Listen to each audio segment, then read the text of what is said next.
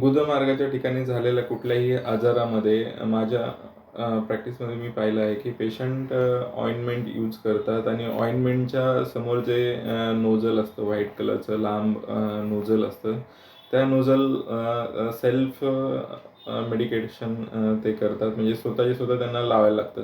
तर अशा टायमाला खूप वेळा असं होतं की जे झालेलं फिशर आहे त्या ठिकाणी अजून परत मार लागतो आणि ती जी भरत आलेली जखम आहे ती अजून वर्स्ट होत जाते. त्यामुळे मोस्टली फिशरमध्ये जो पण झालेली जखम आहे त्या ठिकाणी लोकल ॲप्लिकेशनसाठी मी स्वतः तरी प्रॅक्टिसमध्ये काही यूज नाही करत.